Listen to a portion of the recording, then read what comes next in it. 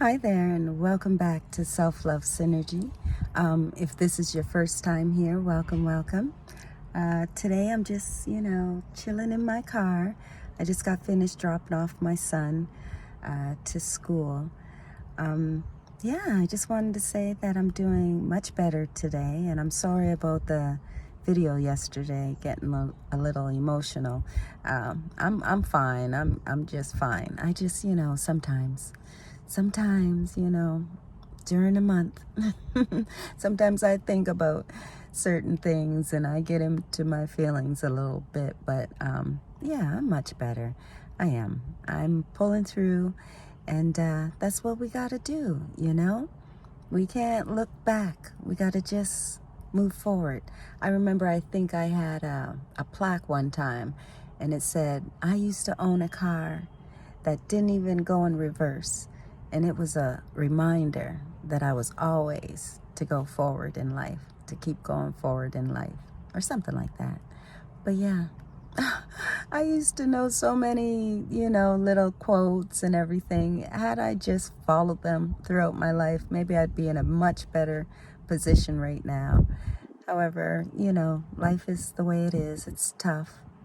But I'm at a point right now where I'm like, it's time to stop having that life of struggle, that life of chase, and start to have that life of alignment and the life of faith and the life of, knowing that there is a God, and a good God at that, love, and everything works out for our greater good. So no need to worry. Just keep putting your best foot forward, for yourself and for others, and see how life unfolds for you, you know? Yeah. But yesterday in the video, I was going to talk about staying in a relationship too long and when do you know it's time to leave? Well, I'm no expert because I always stayed in relationships too long. But because I did that, like I was saying yesterday, I would always have a feeling when things weren't right. And that feeling would be that I would think that the person who I was with preferred another type of woman over me. And then because I had low self-esteem, I would try to change myself into the person that I thought that, my partner wanted. However, I couldn't do it. I'm me. I can't change like the core of me. And, I'm one who always speaks the truth, like my truth. And so, yeah, it's kind of hard not to. But I'm starting to realize through the spiritual awakening that with love comes detachment. Like detachment is part of love. Sometimes you do have to let go. If you truly feel that your partner prefers a different, person over you, it's time for you to let go. And that's showing love. That's showing love for your partner, and it's showing love for yourself, especially if you do it in a kind manner and you remain friends if you can. If not, that's okay.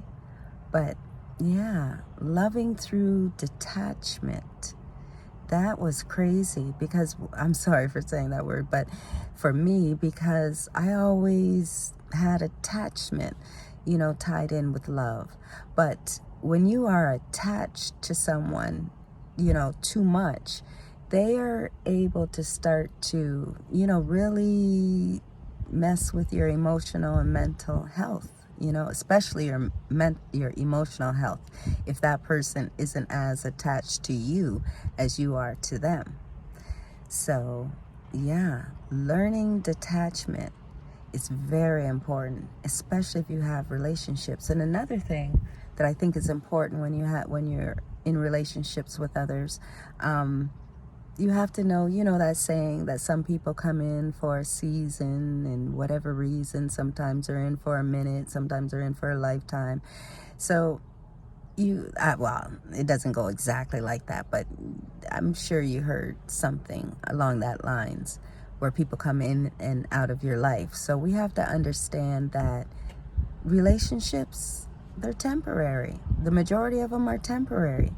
And when you are in relationships, you have to understand that going in, Again, it's that attachment thing. You have to be able to detach from people when it's time for them to leave, or and a lot of times it's because they may have just grown more into themselves and they want to do more exploring, and we can't own the people that we love. We can't control the people that we love. We have to give them the freedom to live their own life, make their own choices, and have faith that there truly is a higher source, a higher power that is going to teach that individual lessons through handing them consequences of their actions. Oh yeah, we all get taught. Every one of us. Life lessons, one after the other, after the other, after the other. I'm still getting taught. And I've been here for a long time. And that's the thing also, is that if you don't get the lesson and grow, well, you're just going to have to repeat the lesson, only with new faces and new places and new situations, but it'll be the same lesson until you can evolve out of it. Perhaps that's why I had 3 men leave me, because I think that the lesson that I was supposed to learn is not to put my validation through a man, not to put all my trust in a man, not to put all my belief in a man. Put it in me. Put it in God, not in a man. Because if you put it in a man, you may never know your worth, especially if that man doesn't know how to treat you properly. But if you put it in God, in a higher power of love, unconditional love that has nothing but love for you and intends for you to have a life of abundance, well-being, and prosperity, and to be happy, then of course you're worthy. Of course you have worth. Yeah.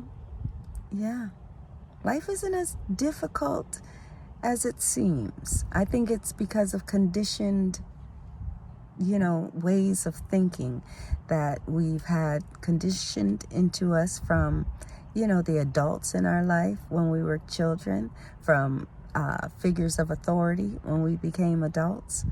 And, yeah. But the real truth of it is that every one of us are absolutely worthy. Every one of us is absolutely deserving of love, of a life of abundance, well-being, and prosperity. And it is up to every individual one of us to go out and claim that life, to have faith that, yes, that life exists for me, and I'm going to get it. And I think you have to start by visualizing what that life would look like for you, because everyone is different. Everyone is an individual. What looks like a life of abundance and prosperity for me may not look the same for, let's say, Oprah Winfrey. I don't need billions. I just need enough to feel good, to feel financially I got all my bills paid and I got all my debt paid and I could, purchase anything I want whenever I want it. See, I don't want to purchase $1 million homes and all that stuff. Well, I guess, homes nowadays are running for $1 million. So yeah, maybe I do want to purchase $1 million home, but I don't want to purchase a $10 million home. You know what I mean?